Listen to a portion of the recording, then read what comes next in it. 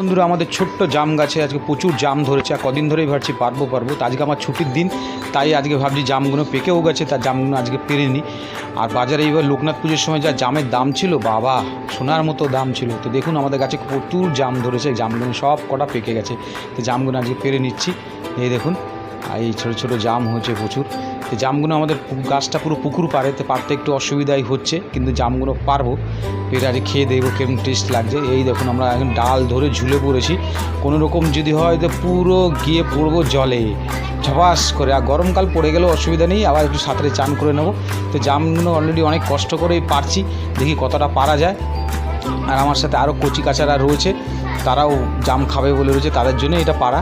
ওরা অনেক দিন ধরেই বলছিল কি জামগুলো খাবো দাদা, তা আজকে আমি অলরেডি পেরেই দিয়েছি। তো দেখি কতগুলো জাম হয়েছে, শুধু আপনাদেরও দেখাই যে কতগুলো জাম পেরেছি। এই দেখুন এতগুলো জাম পেরেছি, ঝুলে জলের মধ্যে ঝুলে। তো